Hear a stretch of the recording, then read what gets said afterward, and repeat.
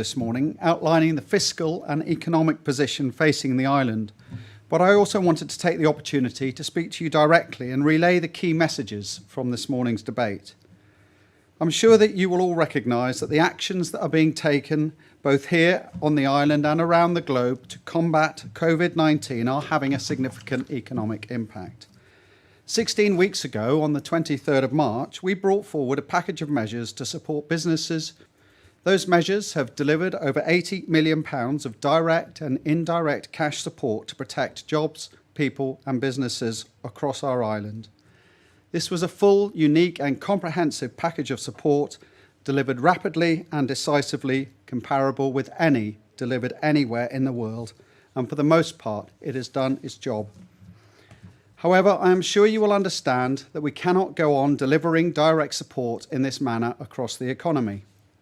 Not only does it have significant cost implications, but it runs the risk of distorting free market competition, supporting jobs that may not be sustainable, and in some cases holding businesses back from adaptation to market conditions. Having said that, we must recognise that we cannot expect businesses where their marketplace has all but been closed off due to restrictions imposed as a direct result of the emergency, to be able to find new ways of operating or meeting their overheads. On this basis, we will therefore provide direct support to such businesses operating in a sector that we consider to be materially impacted in this way on a fair and equal basis until such time as we believe that sector can reasonably trade on its own, taking into account all prevailing circumstances. This is particularly applicable to the internal or domestic economy, where businesses are acting in direct competition with each other. As a direct result of this determination of principle, the Strategic Capacity Scheme that is supporting hotels and tourist accommodation providers has been extended at least until September at enhanced rates. This provides extended support of £3.7 million to the accommodation sector, who we accept are under significant stress. In addition, we have extended the Business Support Scheme to provide support directly to businesses associated with the travel and tourism industry, who have equally been severely impacted by the loss of tourists this year and clearly need direct taxpayer support at an anticipated cost of £1.7 million.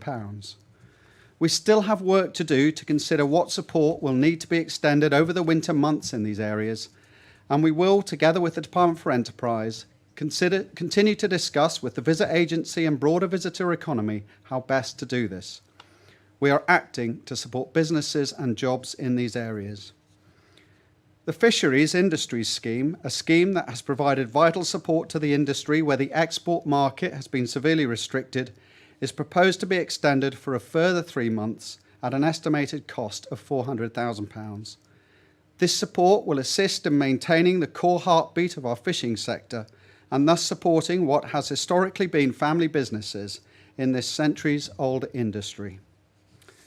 The Salary Support Scheme has provided support to many employers, assisting them to continue to pay their staff whilst the business has been closed or suffering a significant reduction in turnover. This scheme saw a peak of applicants in April, but the number of applications has fallen noticeably as the economy recovers. Now that many businesses can start trading again, we must ensure that the resources we have available are now focused on creating a platform for our economic fight back. The Salary Support Scheme therefore now needs to be more targeted and will be tapered down in the next few months to support in certain limited circumstances only. I announced this morning full details of how this support will be tapered down, and these changes will be reflected in the guidance for this scheme and published shortly. The estimated cost of providing these final stages of support is estimated to be £15 million. This graduated change to the scheme will provide support for businesses to transition into the new trading environment. However, as there is still much uncertainty and there is always the potential for a resurgence of the virus, should the economic circumstances change and regress to a point where the scheme is necessary once again, it can be put back into place. I have mentioned self-help support schemes, and a key one that was put in place originally was the Business Loan Guarantee Arrangement. I can announce today that this arrangement, providing a taxpayer-backed 80% guarantee for lending through existing bankers, will continue and will now also be supplemented with a new additional £10 million working capital loan scheme. This fallback loan scheme will be available to the majority of businesses, and government and taxpayers will provide a 100% guarantee to enable a viable company to secure cash to support their ongoing operations. Providing this further safety net for businesses at this time is the responsible thing for us to do. The Manx Earnings Replacement Allowance has been effective. However, it is important that its recipients return to work as soon as they possibly can. The MIRA was always intended to provide temporary respite during the most difficult of times, and now that our economy is beginning its resurgence, it is time to end this particular support scheme. People who become newly unemployed from the 1st of August will therefore not be eligible for MIRA, but may instead be entitled to benefits such as job seekers allowance. And from the 3rd of August, the weekly rate of MIRA will change to £100. At the same time, Tynwald has approved increasing the maximum amount of money an individual can earn whilst claiming the MIRA from £50 per week to £150 per week, so that the total value of the income ceiling for MIRA claimants remains constant at £250 per week. MIRA will end for all residual awards on the 20th of September, with those unable to secure employment at this point being transferred and supported by the substantive welfare system according to their individual financial circumstances. We expect the ongoing and residual cost of the MIRA to be no more than £3 million. As I have alluded to, it is very likely there will be higher levels of unemployment, and the global economic conditions will inevitably mean a difficult period ahead for some, if not all, sectors of our economy. However, we should not be prepared to simply accept this as an inevitability, and we should do all that we can do as a government to protect and stimulate our economy. Our economic fight-back plans must be measured, appropriate and responsible, but most importantly, they must be capable of gearing up, or indeed gearing down, as appropriate. To meet these objectives, to ensure that we are prepared, to ensure that we deliver on our plans, and to ensure that we can react further if necessary, we are creating a new economic recovery group to work across government and report directly to the Council of Ministers. This group will be chaired by myself and will operate at pace, building on the work undertaken in response to the pandemic. The Economic Recovery Group will oversee the key strands of our economic recovery programme, backed up by a substantial economic recovery fund with up to £100 million available should it be needed. Using this money and other support that has already been put in place, we stand by now to invest in our economy using the direct and indirect support that has been outlined, as well as seeking and developing opportunities for our local businesses to grow and develop. We stand by to invest in our people by expanding the opportunities for developing core skills at schools, at the university college, and working with employers and standing ready to create up to 1,000 additional retraining and employment opportunities if needed. We stand by to invest in our island by accelerating investment programs and schemes to improve our digital capabilities, speed up national high-speed broadband, accelerate the climate change commitments and improve core infrastructure, being ready to support up to 1,000 jobs across the island and taking our island forward to a greener, cleaner future. We will invest further in our future, moving towards an inclusive, digital, green and safe island by exploring ideas and accelerating delivery of major initiatives that might take a little longer but can deliver economic benefit for years to come. We will also look to capitalise on the opportunities our response to the pandemic has given us through enhanced marketing of the island as a great place to live for entrepreneurs and business leaders. We will look to accelerate initiatives already underway to improve our national infrastructure, and we will actively invest now to support the development of new sectors of our economy. We will plant the seeds now that will bear fruit in 2021 and beyond. And finally, we will develop further our future economic strategy, seeking to understand the changing world around us, what our economy might look like in 5 years' time, building on global shifts in employment, technology and in taxation policies, and how these are likely to challenge us and also where they will present us with opportunities. The Economic Recovery Group will continue to oversee the structured response across these programmes, seeking to deliver real and rapid change where it is needed or where it is beneficial. I cannot promise you a panacea, however. I cannot determine how good, bad or indifferent the economic outlook will be, but I can promise you that we are shaping ourselves, our budget and our response to not only come through these next 9 months, but to build the platforms for our future recovery and prosperity. We know the economic storm clouds are gathering, that some of you may be concerned about the future, but let me also be clear. Our core sectors are fundamentally strong. We have faced turbulent conditions before and won through. Our business leaders and executives have demonstrated strength and ingenuity in the face of adversity, and the core values of hard work, determination, and resilience are ingrained in the people of this island. I want you to know that we are standing by to act and react, and even if in the short term economic conditions are tough, there is a bright future ahead as we strive now for an inclusive, green, digital, and safe future for our island. Finally, I know that thousands of you have been engaged to support local businesses and enterprises over the last few months. Since we ended social distancing, the support I have seen for local products and businesses has been significant. Thank you. And now, more than ever, a commitment to local spending will help sustain our economy through the times ahead. Thank you, and I will take questions now from the press. And the first question is from Leanne Cook. Good afternoon, Minister. My first question, you've just spoken about creating up to 1,000 additional retraining and employment opportunities. Do you know primarily which sectors these will be in? So a lot of the detail around this has still got to be added, Leanne. I think it's important for us to have formulated the key pillars of where we see the reaction that will be needed if unemployment rises and we face a tough economic challenge going forward. And we will deliver more detail around these plans, both very early in the summer or August and into September. And we will be focusing very much in terms of retraining, reskilling opportunities, particularly I think for individuals who may be lacking digital skills and bringing them up to speed with the needs now that modern businesses are requiring. Okay, and my second question, I appreciate it's early days, but do you have an indication of the job losses the island could face in the next 6 to 12 months?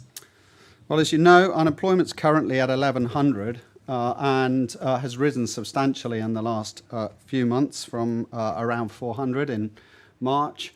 We've also got about 1,500 people on MIRA. But it's too early for me to give a definitive figure. One of the issues I've said all along about this crisis has been a level of uncertainty.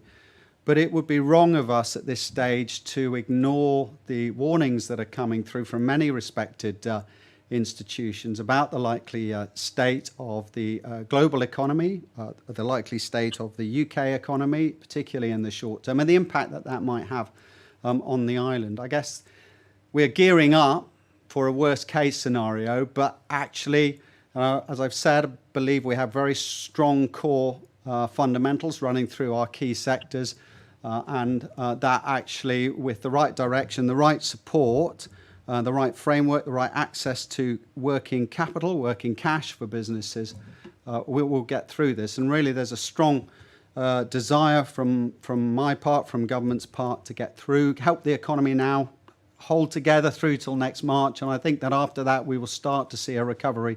I hope to see a recovery coming through, and that we'll be in a good position to start capitalising on that. Okay, thank you. Okay, Chris Kay from Energy FM.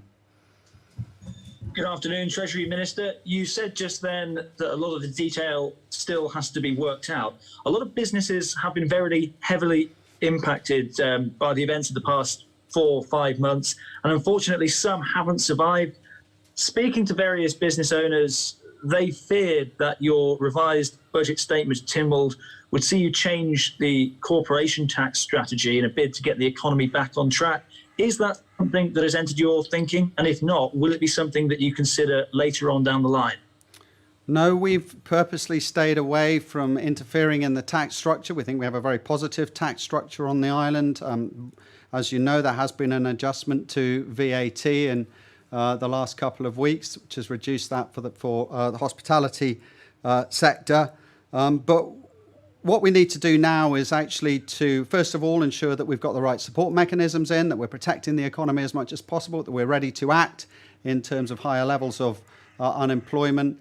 But because of really the level of fiscal uncertainty in terms of government income, and I set out this morning in our budget 3 scenarios that we might be facing, so we're not actually committing to where that level might be, we really won't be in a position to assess more broadly whether we need to make any adjustments to taxation. And furthermore, as we develop, and we've committed to developing a further economic strategy, we'll be looking more carefully, I expect, at how the Isle of Man's taxation strategy is now fitting in with the broader global direction and the pressures that might bring on us maintaining our current structure. So just to clarify then, you do accept that there will be some changes later on down the line? Well, I said we're going to look at them very carefully, Chris, and I think the important thing is that really the impact on all this isn't going to become clear until the next proper budget in February, when we'll have a much clearer idea in terms of what's the impact has been, particularly on our income levels. And it may actually be not until February 2022 that we are delivering a new clear fiscal strategy for the island. So there's still some way to go for this whole situation to play out, to properly understand what the financial impacts have been. Thank you. And also, how much does the impact on public finances caused by this pandemic and our subsequent recovery rest on the reopening of the borders? Well, obviously, I mean, the border situation is having an economic impact. We can clearly see that. We can clearly see the impact that it's having, or the increased impact that it's having on tourist accommodation, tourism, leisure and hospitality. We're not getting the visitors and the visitor numbers through. We obviously haven't had the TT. So yes, there is an economic impact on that. But on the other hand, getting ourselves into the situation that we're in at the moment, operating in the bubble that we're in, is actually, when we compare ourselves to other jurisdictions, giving us actually an advantage at the moment. So in some ways, yes, having the borders restricted is causing economic problems, but by the same token, having those borders restricted and allowing people to operate and trade more freely is actually relieving some of the stress and economic burden that we are facing. And clearly, as the situation progresses now over the next few months, the border situation is very high on the priority list for government to monitor. And, we've got a number of factors to consider as that pushes forward. But, we'll see as we get through August and September what the position is. And clearly one hopes that we are in a position, certainly by the spring next year, to be open for business in terms of our tourism trade and industry. And your personal stance on the borders situation, are you pushing for them to be reopened? Do you think that is safe and wise to do so? Or are you of the opinion that it is best to keep them closed at the moment due to the situation across in the UK and also further afield? Oh, I think we need to be cautious. This disease has proved its ability to come back at destinations that think they are free of the disease. So we absolutely need to be cautious in our approach, but we also need to be practical. I'm entirely happy with the decisions that the Council of Ministers have made. I think they've proved their worth. We take it very seriously, all the issues around the border, and we're going to continue to look at it very carefully. So, Alex Bell from the BBC, please. Yes, good afternoon, Minister. First of all, the prospect of borrowing was raised today, £250 million of potential sovereign debt authorised. How likely do you consider it that the Isle of Man will require this amount of support from external lenders, and could it set a precedent for borrowing in future budgets? Well, first of all, Tynwald has authorised Treasury to borrow up to £250 million if it needs. We've basically brought forward what I'd describe as an overdraft facility. It's a prudent measure. It saves us having to cash in investments at the moment that are potentially undervalued, and is probably the cheapest and easiest way for us to address some of the uncertainty that we're facing going forward, and also to be able to react should these situations suddenly take a turn for a worse. We've seen throughout this crisis, almost on a daily basis, new events happening, new announcements being made. So it's just a prudent measure. But we will look now carefully over the summer and consider carefully whether some form of longer sovereign debt would be appropriate, and for what purpose acquiring that debt would be used for. You know, like everybody else, you don't really want to go into debt unless that we have a very strong purpose in terms of how that money is going to be used, but also a strong plan to get us out of debt. So it's something we're looking at. We're taking a lot of advice around that, and we will clarify any plans that we have probably now in September or October in that respect. Thank you. And obviously today, £100 million, considerable cash injection to the economy. We've also had a deal brokered by the EU today, 667 billion, I think it was, which, according to my brief calculations, does work out slightly more per capita spending on each individual affected. Simply, do you think your economic plan today could have been more ambitious? Look, I think we've designed, throughout this crisis, we've found that solutions that we think best fit the island's situation, as I outlined in my opening remarks today, both in Tynwald and here. I think the package of measures that we brought forward was comparable to the best in the world. It did the job that it needed. It kept jobs open. It kept businesses going. It kept the economy ticking over. And, you know, bear in mind that we're in possibly a better position now, having got rid of the virus from the island, and the economy is functioning, albeit parts in a very, very limited or minor fashion.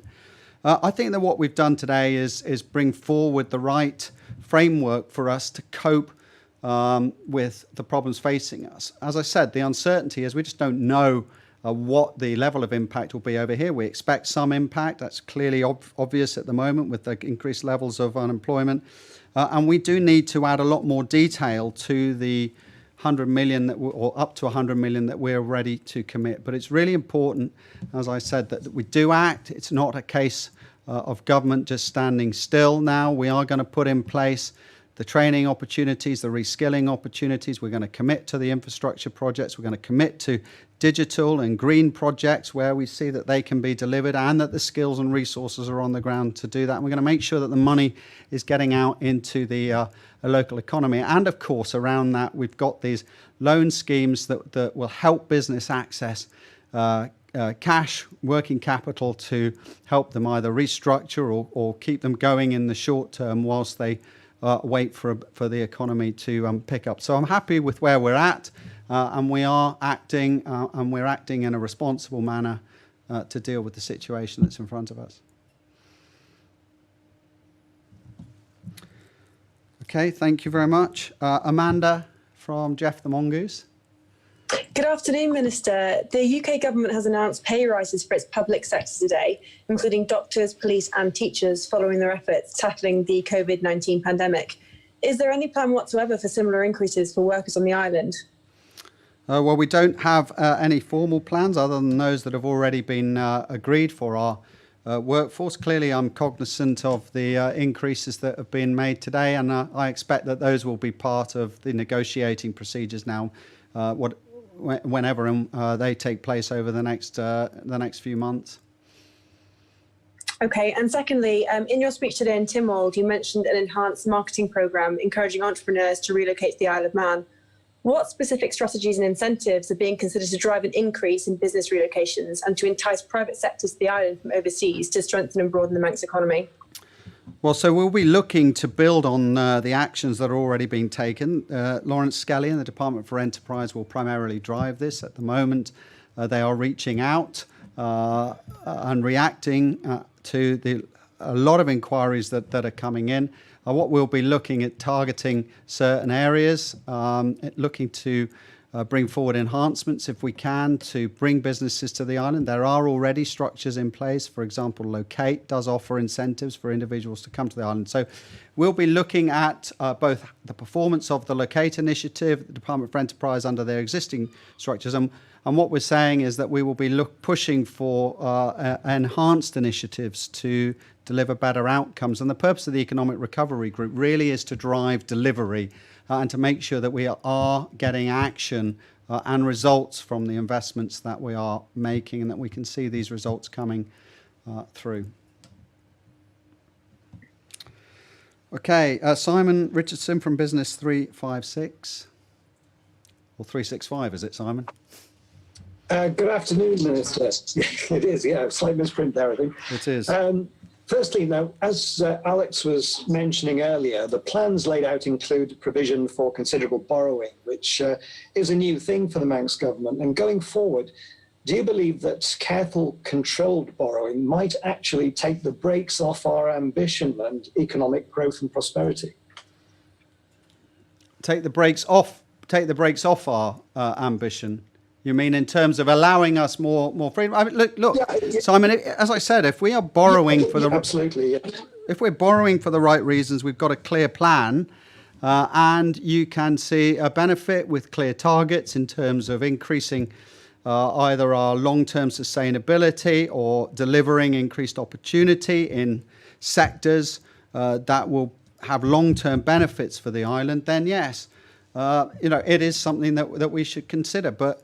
Ideally, one would believe that we have got, depending on how this crisis evolves and the levels of income. But if our levels of income are restored and we can get through the next few months in reasonably good shape, there's no reason why we shouldn't have confidence we couldn't deliver that without having to go and borrow funds. But as I said, that's going to be very much a careful part of the analysis that we'll be doing in terms of whether or not we should come to Tynwald and come to the community and suggest that some longer term borrowing may be the right option for the island at this precise times. But of course, yes, you're right. I mean, it can deliver results, but the other point, of course, as you will also be aware, is there is now significant debt burdens being accumulated by huge numbers of countries around the world, and one has to be careful of the negative impacts from that level of debt. And of course, circumstances around debt can also change and increase problems. So we need to be very careful, and we need to look at that incredibly carefully. As you might expect, it's something that we're not rushing into, and we want to understand all those implications and also drive to that point that you mentioned in terms of what exactly is it going to deliver in benefits for the people of this island if we did decide to go down that route. Thank you. And secondly, the sensitive issue of the borders. Is there any division within the Council of Ministers over the pace of the process towards opening them? No, I can absolutely tell you. I mean, there's always a strong debate within the Council of Ministers, but we are united in terms of the approach that we're taking to the crisis. We're united and comfortable with the position that we currently have on the borders. And as I said to an earlier question, we will be looking at this matter as a top priority, monitoring the situations, and we'll make careful decisions based on the evidence that we have in front of us. So thanks, Simon. Tim Glover from Manx Radio. As to my Treasury Minister, we've heard and you've identified sectors that are going to have a long time where they're struggling: travel, tourism, fisheries. Do you feel, because they feel some of the representations we've had, that they're fighting for scraps at the moment, do you feel with a long winter ahead that we're going to have enough of those industries surviving? Well, we're going to make sure that absolutely we don't look at wholesale sector collapses. I think we've had this strategic capacity scheme for hotels. We've got the business support scheme at an enhanced level now for travel and tourism businesses, and we've got support in for fisheries. And we think that will take everybody through to September, possibly the end of September.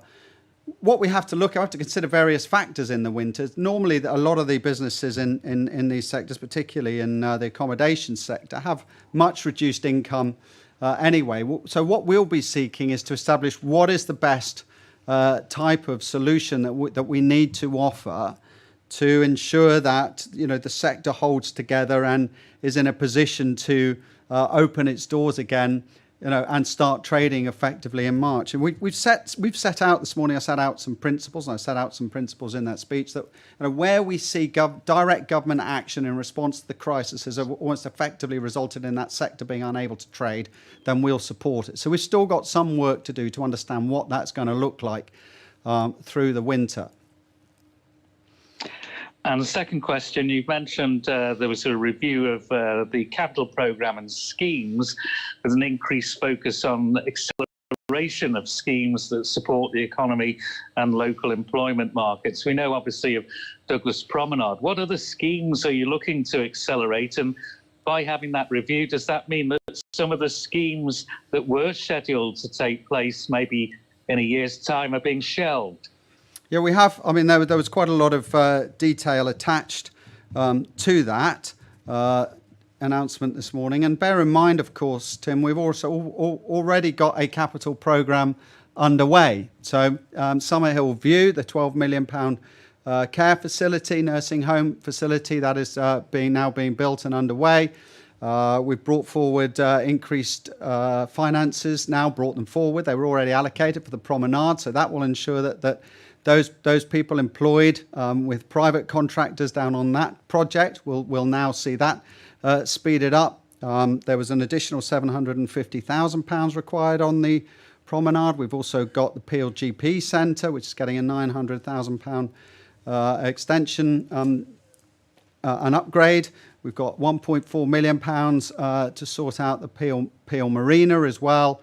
And other works that are detailed in the Purple Book that we've issued this morning. And what we're going to be focusing on with the Economic Recovery Group is making sure that any projects that government has that can be brought forward, i.e. within that capital programme, are deliverable and they will have benefit directly into the economy, i.e. they're not necessarily requiring huge expertise from off-island. But we want to make sure that on-island businesses are getting the benefit from any acceleration in projects. And also, of course, we will be looking at new projects as well, where we feel that they can be brought forward to benefit either the climate change agenda or other specific government policies and or benefit, of course, business sectors. So that's really what's going to drive our delivery of acceleration of capital projects and also acceleration of government investment, if you like, into the community. Are the projects, though, that you've shelved for the time being? They've not been shelved. Again, you'll see everybody's who's interested in that. They've not simply been shelved. They've just been adjusted in terms of understanding what we can speed up. And what might take a little bit longer. Obviously, getting plans from concept to the shovel in the ground can take some time. So we've had to try and work out what can be brought forward and what needs to be put back realistically in terms of our ability to deliver it within this time frame, i.e. the next few months, when we see it as a critical need to make sure that the economy is functioning as much to the maximum as it possibly can do with government support. Thank you. Amanda, did you want one more question? Yes, please. Is the government actively looking for other countries to form air bridges with? And are there any in the pipeline? The tourism sector has been hit particularly hard, as you said. And although support is in place until September, would it not be hugely beneficial to find viable ways for them to actually do business by themselves? Yeah, so obviously I know that we're expecting to see our Guernsey visitors imminently. Not that I'm not that I'm aware of. I'm sure that there are some discussions taking place with the Department for Enterprise, who are interested to understand these matters, but there's no other progress other than Guernsey that I am aware of. Okay, thank you. And Simon, finally, did you want another question? No, you're fine. In that case, thank you very much indeed for listening.